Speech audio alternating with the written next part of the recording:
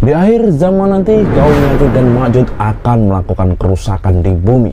Menurut beberapa riwayat, mereka Ya'juj Ma'juj akan terkurung di dalam sebuah dinding yang dibangun oleh Raja Zulkarnain.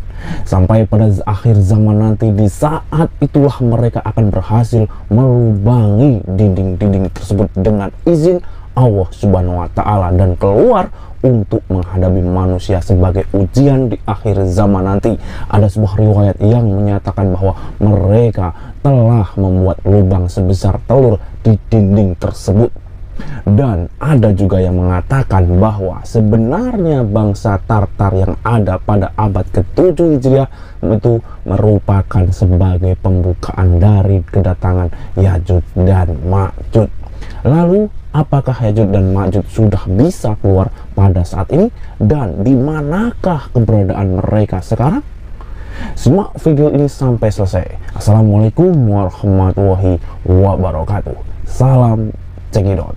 Siapakah Ya'juj dan Ma'juj sebenarnya? Dalam Al-Quran disebutkan bahwa Ya'juj dan Ma'juj merupakan kelompok yang suka merusak bumi. Namun hingga saat ini suku dari Ya'juj dan Ma'juj masih menjadi perdebatan. Beberapa sumber menyebutkan bahwasanya mereka adalah bangsa Tartar, Mongol, Cina dan sebagainya. Sementara itu ada juga yang percaya bahwa Ya'juj dan Ma'juj merupakan sosok leluhur dari bangsa Turki. Rasulullah Shallallahu Alaihi Wasallam telah bersabda dalam hadisnya yang diriwayatkan oleh Imam Bukhari, menyebutkan bahwa Ya'juj dan Ma'juj adalah memiliki ciri-ciri tubuh bulat, mata sipit dan kulit kuning. Sebagian orang mengaitkannya dengan keturunan Cina, Korea dan Mongolia, tetapi identitas sebenarnya hanya diketahui oleh Allah Subhanahu wa Ta'ala. Menurut penjelasan Ibnu Katsir rahimahullah, Ya'juj dan Ma'juj berasal dari keturunan Yafis bin Nuh alaihissalam, dan nenek moyangnya mereka adalah Nabi Adam alaihissalam. Di dalam Al-Quran pada surat Al-Kahfi disebutkan bahwa Ya'juj dan Ma'juj sering menimbulkan kerusakan di muka bumi ini, sehingga Raja Zulkarnain membangun sebuah istana atau sebuah tembok yang sangat kuat dari besi untuk mengurung mereka Ya'juj dan Ma'juj.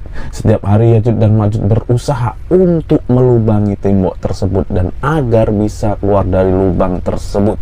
Namun mereka tetap terkurung di dalamnya hingga tiba saatnya nanti di akhir zaman nanti kelak. Keluarlah mereka Ya'juj dan Ma'juj tersebut, akan tetapi menjadi tanda bahwa kiamat sudah sangat dekat sekali. Di zaman Rasulullah, dinding Ya'juj dan Ma'juj sudah berlubang sebesar telur. Ibnu Katsir dalam kitabnya yang berjudul Dahsyatnya Hari Kiamat memaparkan bahwa sejumlah hadis yang menerangkan tentang Ya'juj dan Ma'juj itu, upaya Ya'juj dan Ma'juj merobohkan dinding itu disebutkan hadis dari istri Rasulullah Shallallahu Alaihi Wasallam, yaitu Zainab binti Jahsy, bahwa Rasulullah Shallallahu Alaihi Wasallam pernah tidur di sisinya, lalu beliau terbangun dalam keadaan wajahnya merah seraya bersabda, tidak ada Tuhan selain Allah. Kecelakaan orang Arab dari kejahatan yang sudah dekat. Sekarang dinding itu penghalang Ya'juj dan Ma'juj sudah dibuka. Seperti ini saat itu Rasulullah Shallallahu Alaihi Wasallam melengkungkan jari telunjuk dengan ibu jari tangannya. Dan dalam riwayat lain dikatakan bahwa Rasulullah SAW mengatakan sudah sebesar telur ayam. Dalam suatu riwayat lain disebutkan bahwa Nabi membentuk lingkaran 70 atau 90. Sayyidah Zainab kemudian bertanya, "Ya Rasulullah, apakah kami akan binasa? Padahal masih ada orang-orang soleh di tengah-tengah kami."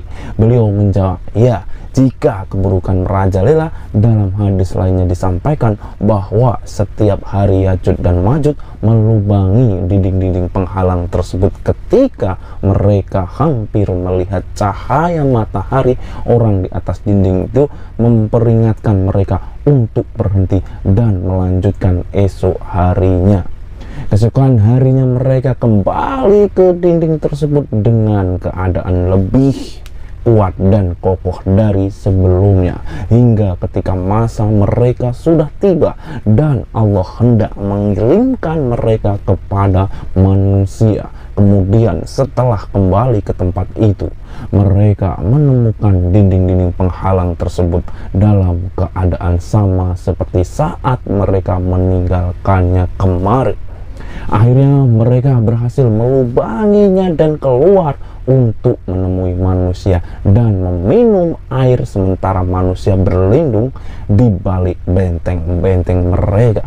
Kemudian mereka melemparkan anak panah mereka ke langit, lalu panah-panah tersebut kembali dengan penuh darah dan mereka berkata, kita telah mengalahkan penghuni-penghuni bumi dan telah membunuh orang-orang yang ada di langit.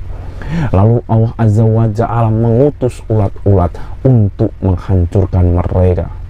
Dalam pandangan Sayyid Qutb rahimahullah, ia yakin bahwa janji Allah Subhanahu wa taala untuk membuka penutup dinding Yajuj dan Majuj telah terpenuhi dan Yajuj dan Majuj telah muncul. Mereka merupakan bangsa Tatar yang muncul pada abad ke-7 Hijriah dan telah menyebabkan kerusakan dengan menghancurkan kerajaan-kerajaan Islam dan hidup di bumi untuk melakukan kerusakan.